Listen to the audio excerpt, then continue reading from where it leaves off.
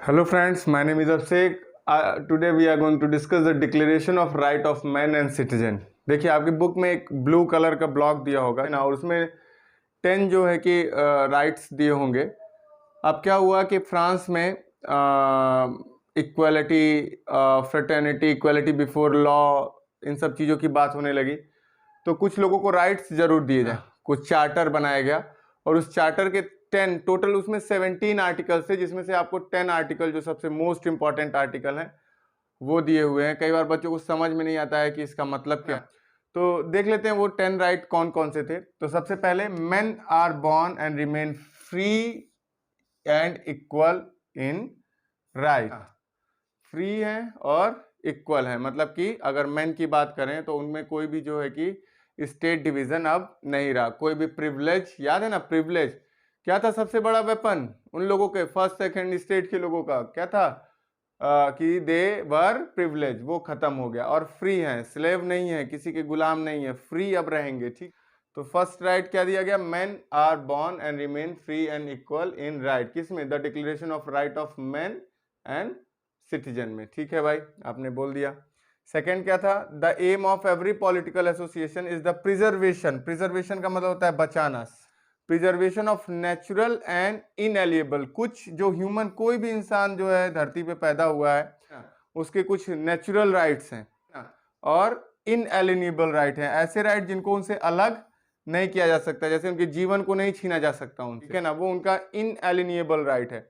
इनएलिएबल word का meaning होता है कि आप उस राइट को उनसे ले नहीं सकते, वो उनसे जुड़ा हुआ है, उसको कोई उससे अलग नहीं कर सकता। और नेचुरल का मतलब कि कुछ राइट्स जो है वो नेचर ने हमको दिए हैं। तो नेचुरल एंड इनएलिएबल राइट, ठीक है, of man, these are liberty, आजादी, प्रॉपर्टी जो उनकी संपत्ति है वो, सिक्योरिटी उनको सिक्योर रहना है, एंड रेजिस्टेंस टू ऑपरेशन, अगर उनका कोई शोषण कर रहा है तो वो उसका विरोध करेंगे। ये स्टेट की जिम्मेदारी है कि ये सारी चीजें उनको मिलनी चाहिए। तो एक बार और देख लेते हैं। The aim of every political association is the preservation. जितनी भी पॉलिटिकल एसोसिएशन फॉर्म हुई हैं, जो कि गवर्नमेंट फॉर्म करेंगी, सरकार में आएंगी, उनका क्या काम है? Preservation of natural and inalienable right of man, these are liberty, property, security and resistance to operation. Operation का मतलब है शोषण, दबाना, ठीक है, इसका रेजिस्टेंस, इसको क्या करेंगे? इसका विरोध करेंगे। ठीक है, उसके बाद 3rd नंबर का जो राइट है उसको देख लेते हैं। The source of all sovereignty. Sovereignty का मतलब होता है एक ऐसी कंट्री जो खुद का डिसीजन लेगी, ठीक है, सॉवरेन है, संप्रभु है, उसका डिसीजन कोई दूसरा नहीं ले। जैसे मान लीजिए कि आप हैं, आप अभी पढ़ाई कर रहे हैं, क्लास 9th में पढ़ रहे हैं, माता पिता पे डिपेंडेंट है, तो आप सॉवरेन नहीं है। एक दिन क्या होगा, जब आपकी उम्र 24 साल 25 साल होगी, तो आप क्या करोगे? अर्निंग करने लगोगे और सॉवरेन हो जाओगे, अपने डिसीजन खुद लेने लगोगे, क्योंकि आप क्या है कि किसी पे आप डिपेंडेंट नहीं है। तो वो इसी तरह से कंट्री के रिगार्डिंग बोला जाता है कि कंट्री सॉवरेन है, वो अपने इंटरनल मैटर्स या एक्सटर्नल मैटर्स को खुद सॉल्व करेगी, ये नहीं कि किसी और कंट्री से पूछने जाएगी। तो the source of all sovereignty reside in the nation. ना, नेशनलिज्म आ गया, नेक्स्ट ईयर पढ़ना है इसको। नेशन, नो ग्रुप और इंडिविजुअल में exercise authority that does not come from the people. जो लोगों से होकर के नहीं जाएगी, ऐसी कोई अथॉरिटी को कोई भी एक्सरसाइज नहीं करेगा। कोई भी ग्रुप, कोई भी जो है कि उस चीज को एक्सरसाइज नहीं करेगा। मतलब सबसे पहले हो गए पीपल, लोग सबसे ज्यादा इंपॉर्टेंट। 3 राइट हुए। उसके बाद right number 4, liberty consist of power to do what ever is not injurious to other. Liberty जो है आपको पावर देती है कुछ भी करने की, लेकिन ऐसा कुछ करने की नहीं जो दूसरों के लिए इंजूरियस हो। मतलब हमें लिबर्टी कि हम उनको मार दें, और भैया ये कौन सी लिबर्टी है? तो वहां पे आपका एक कानून आ जाएगा, तो आप किसी को मारोगे तो, ठीक है। तो ये चीज याद रखिएगा कि लिबर्टी आपको पावर देती है, लेकिन उतना ही जितना कि दूसरे जो है कि उससे उनको कोई परेशानी ना हो, उनके लिए खतरा ना बने। ठीक है, ये तो हो गया राइट नंबर 4। उसके बाद क्या है? The law has the right to forbid. Forbid का मतलब होता है क्या?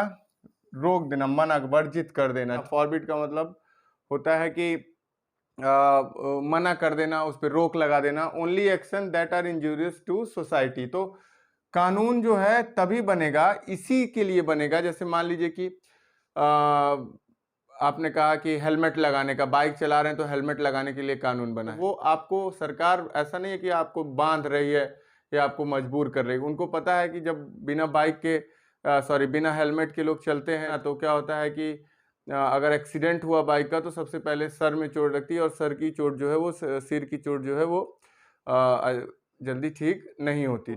ये इसलिए क्या किया गया है, तो ऐसा कानून बनेगा जो कि सोसाइटी के लिए इंजूरियस ना हो, ठीक है। मतलब कि the law has the right to forbid only action that are injurious to society. जो सोसाइटी के लिए खराब एक्शन है उन्हीं के लिए लॉ बनेगा, सही चीजों के लिए नहीं बनेगा। मतलब कानून बनेगा तो ऐसा मत सोचिए कि कानून बना के हमको गुलाम बनाया जा रहा है, फिर से जो है कि वो पुरानी चीजें की जा रही हैं, हमको डेमोक्रेटिक गवर्नमेंट का जो है कि एक बांधा जा रहा है हमको। ऐसा कुछ नहीं है। जो चीजें गलत है सोसाइटी में उसके लिए, किसी ने किसी को मार दिया, किडनैपिंग कर दी, मान लीजिए मर्डर कर दिया, ठीक है, और बोले कि नहीं हमें तो आज़ादी है, लिबर्टी है, नहीं, तो वहां पे क्या हो जाएगा, लॉ आ जाएगा कि आप भाई किसी के लाइफ को जो है कि नहीं छीन सकते। तो ये है the law has the right to forbid उन एक्शंस को, इन चीजों पे लॉ बनेगा जो कि सोसाइटी के लिए क्या है, इंजूरी, हानिकारक है। फिर उसके बाद law is the expression of general will, all citizen have the right to participate in the formation personally और थ्रू देयर रिप्रेजेंटेटिव। तो आप जानते हैं कि कानून बनता है, कानून में क्या होता है, ऐसा नहीं कि पूरी कंट्री उसमें पार्टिसिपेट कर पाए, लेकिन कौन पार्टिसिपेट करता है, पीपल रिप्रेजेंटेटिव। इनडायरेक्ट डेमोक्रेसी होती है ये। इनडायरेक्ट डेमोक्रेसी का मतलब क्या होता है, पीपल अपने रिप्रेजेंटेटिव को भेजते हैं वहां, कहते हैं जाओ भैया हमारे लिए जो काम हो रहा है उसमें जो है हमारे यहाँ की बात को रखो, हमारे जो इलाके की बात है, यहाँ के लोगों की बात है वो रखो। अगर ट्राइब ने एक रिप्रेजेंटेटिव भेजा है, ट्राइब जो है कि नेता चुन के गया है, तो वो ट्राइबल्स की प्रॉब्लम को रखेगा।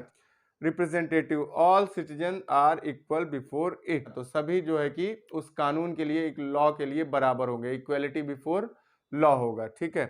तो law is the expression of the general will, all citizen have the right to participate in its formation. कैसे, थ्रू हिज रिप्रेजेंटेटिव, अपने रिप्रेजेंटेटिव को भेजेंगे।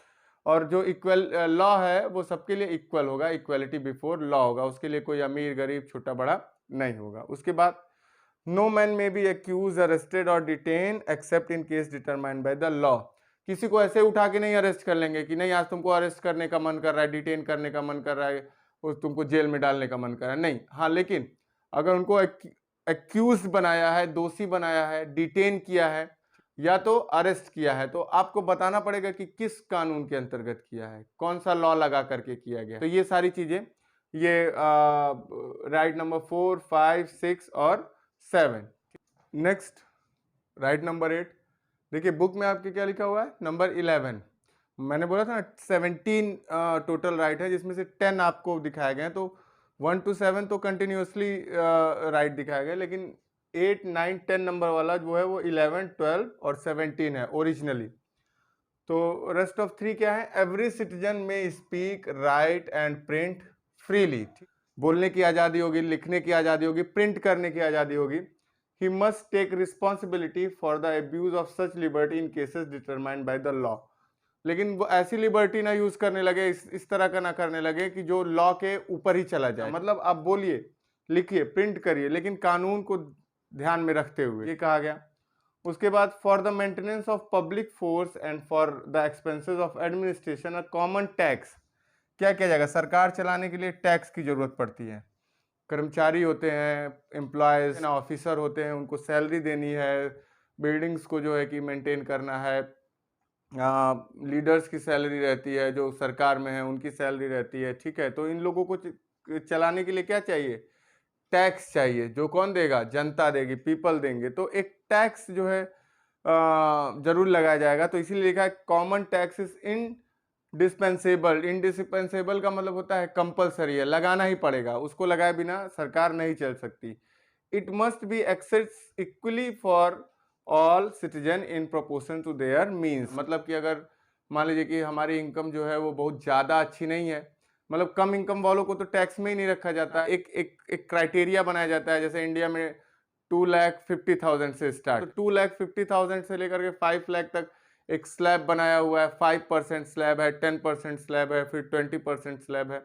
तो वो क्या होता है कि जैसे जैसे इनकम बढ़ती चली जाती है तो वैसे वैसे स्लैब भी बढ़ता चला गया है कि हाँ 10 लाख जो है कमाने वाला वो 10% जो है कि क्या बोलते हैं कि स्लैब में आ जाएगा, ठीक है। तो वही चीज़ यहाँ पे लिखी गई है कि a common tax is indispensable. It must be accessed equally on all citizen in proportion to their means. जितना जो है कि उनकी इनकम है उस हिसाब से जो है कि उन पे टैक्स इम्पोज किया जाएगा, और ये किया ही जाएगा, इसका कोई ऑप्शन नहीं है, क्योंकि मेंटेनेंस है, सरकार को चलाना है, तो इसके लिए पैसे की जरूरत पड़ेगी। ठीक है, उसके बाद लास्ट है property right. Since property is a sacred and inviolable right, इसको भी जो है कि छीना नहीं जा सकता। एकदम सेक्रेड का मतलब होता है इंपॉर्टेंट, पवित्र है, मतलब कि ये ऐसी राइट है जो मिलनी ही चाहिए। लेकिन अगर मान लीजिए नो वन में बी डिप्राइव फ्रॉम इट, किसी को इससे छीना नहीं जा सकता है, unless a legally establish public necessity ना। अगर लगता है कि यहाँ से अगर मैं सड़क बनाएगी गवर्नमेंट तो ज़्यादा लोगों का भला होगा, यहाँ पे अगर मान लीजिए कि कोई गवर्नमेंट बिल्डिंग आएगी तो ज़्यादा लोगों को भला होगा, तो ये क्या है, पब्लिक नीड है, पब्लिक को क्या है, इसकी ज़रूरत है। ठीक है, तो अब ज़रूरत है तो फिर जो है कि वो आपसे ज़मीन ले ली जाएगी, और उसके बदले में एडवांस में ही, इन दैट केस जस्ट का मतलब एकदम न्यायपूर्ण तरीके से, न्यायिक, just compensation must be given in advance, को एडवांस में दे दिया जाएगा। ठीक है, तो ये 10 राइट जो है वो the declaration of right of man and citizen में यहाँ पे आपको दिए गए थे, तो 17, लेकिन यहाँ पे 10 के बारे में ही बताया गया। तो उन 10 राइट्स को मैंने एक्सप्लेन किया बच्चों। The outbreak of the revolution का बच्चों पॉलिटिकल सिंबल, या हालांकि ये इस चैप्टर का पार्ट, सॉरी इस टॉपिक का पार्ट नहीं है, अलग से 2 पेज में इमेज बना हुआ है। ठीक है, सबसे पहले आप देखोगे एक ब्रोकन चेन है, मतलब ब्रोकन चेन किसको सिंबलाइज कर रहा है, स्लेवरी से फ्री हो गए, है ना, गुलामी से, दास्ता से फ्री हो गए हैं। फर्स्ट नंबर पे आप एक ब्रोकन चेन देखोगे ब्लैक कलर के। उसके बाद द बंडल ऑफ रॉड, अगर एक रॉड रहती है तो उसको आसानी से तोड़ा जा सकता है, कई रॉड का बंडल रहता है तो उसको इजी तोड़ा नहीं जा सकता। मतलब यूनिटी के बारे में बताया गया कि यूनिटी की कितनी पावर है, मिल के रहिए, अकेले मत रहिए। ठीक है, तो एकता में बल है, जैसे हमारे इंडिया में बोला जाता है। तो द बंडल ऑफ रॉड, एक उंगली कमजोर है, मुट्ठी बनेगा तो पूरी ताकत बनेगी, तो वो बंडल ऑफ रॉड यूनिटी को सिंबलाइज किया गया। उसके बाद the I with in the triangle, उसकी सनरेज निकली हुई है, वो नॉलेज, मतलब क्या हो रहा है, चारों तरफ से जो है कि क्या आपको नॉलेज मिल रही है, आप समझ रहे हो चीज़ों को। जब नॉलेज मिलती है तो आप क्या हो जाते हो, रेशनल हो जाते हो, लॉजिकल हो जाते हो, चीज़ों को समझने लगते हो, उसमें सुनी सुनाई बातों पे ध्यान नहीं देते। तो ये किसको सिंबलाइज कर रहा है, the I with in the triangle, knowledge को। ठीक, उसके बाद सेप्टर रॉयल पावर, आप लोग देखो बच्चों, जो किंग है वो जब सिंहासन पे बैठे रहते हैं तो इस तरह से एक डंडा रहता है लंबा सा, उसको पकड़े रहते हैं, इसे बड़े शान से बैठते हैं। तो सेप्टर जो है वो रॉयल पावर को, जब वो डिसीजन लेते हैं तब तो जरूर लिए रहते हैं, उसको सिंबलाइज करता है सेप्टर। उसके बाद स्नेक बाइटिंग टेल, ये इन्फिनिटी को, मतलब ना कोई चीज शुरू हुई है और ना ही उसका अंत है, एक सर्कल है। जब आप इस तरह से एक सर्कल बना देते हो तो इसमें क्या है, आपसे पूछा जाए कि इसका स्टार्टिंग पॉइंट क्या है तो नहीं बता सकते ना, इसका एंड पॉइंट क्या है तो वो भी नहीं बता सकते। तो ये स्नेक बाइटिंग टेल जो है वो अनंत, इन्फिनिटी को जो है कि सिंबलाइज करता है। इटर्निटी आप कह सकते हो कि उसको सिंबलाइज करता है। ठीक है, ना कोई चीज शुरू हुई है ना खत्म, इटर्निटी एक वर्ड लिखा हुआ है वहां पे, उसको सिंबलाइज करता है। उसके बाद रेड फाइन कैप, ये जो स्लेव्स थे जब वो फ्री हुए तो उन्होंने उस कैप को पहनना स्टार्ट किया, सेंकुलार्ड, जब आप लोग पढ़ोगे आगे ड्रेस के बारे में, तो वो ये किसको सिंबलाइज करे, जो उस टोपी को ऐसे पहन रहे हैं। आजकल जब ठंड होती है तो ट्रेंड में भी चलता है, थोड़ा सा यंग जो लड़के हैं उसको पहनते हैं, ऐसे टोपी रहती है और थोड़ा सा पीछे लंबी रहती है, रेड कलर की बनी हुई है, बुक में आप देख सकते हो उसको। तो red Phrygian cap worn by the slave अब अपॉन बिकमिंग फ्री, जब वो फ्री हो गए तब उस कैप को पहनने लगे, और ये भी एक सिंबल की तरह निकल करके आया। उसके बाद ब्लू व्हाइट रेड, ये 3 कलर, ये फ्रांस का जब आप नेशनल फ्लैग देखेंगे तो पहले तो इसका अलग अलग मीनिंग था। व्हाइट जो है वो रॉयल्टी को सिंबलाइज करता है, लेकिन अब अगर आज की बात करें तो ठीक है, व्हाइट मोनार्क को, ब्लू और रेड जो है वो रेवोल्यूशनरीज को। तो फ्रांस जो है वो उसके फ्लैग में भी आप इस तरह से 3 कलर देखेंगे, ब्लू व्हाइट और रेड। तो ये क्या है, नेशनल कलर ऑफ फ्रांस, उसके जो फ्लैग है फ्रांस का उसमें भी आपको देखने को मिल जाएगा। उसके बाद द विंग वुमेन, पंख लगा हुआ है वुमेन के, आप फिगर देख सकते हो उसका, और वो क्या कर रही है, पर्सोनिफाई, किसको जो ग्लोरीफाई कर रही है, लॉ को, कानून को जो है कि ग्लोरीफाई कर रही है। ठीक है भाई, बहुत बड़ी चीज होती है लॉ बन जाना, इक्वालिटी बिफोर लॉ हो जाना। तो विंग वुमेन किसको पर्सोनिफाई कर रही है, लॉ को। उसके बाद लॉ टैबलेट है, ये देखिए कानून, ये लिखा हुआ है इक्वालिटी बिफोर लॉ, इससे ऊपर कोई नहीं है, कानून के लिए सब बराबर है। तो ये पॉलिटिकल सिंबल जो है आपके 9th पॉलिटिकल सिंबल बुक में दिए गए हैं, उसको आप जो है कि देख सकते हो, और उसकी क्या मीनिंग थी वो मैंने बताई, ठीक है। तो ये topic number 2 the outbreak of the revolution का पार्ट तो नहीं था पॉलिटिकल सिंबल, लेकिन मैंने जो है कि क्या किया कि उसी में जो है कवर कर दिया। The outbreak of the revolution को 2 पार्ट में डिवाइड कर दिया। एक तो जो है कि जब आप कहाँ तक पढ़ते हो फ्रांस जो है कॉन्स्टिट्यूशनल मोनार्की बन जाता है वहाँ।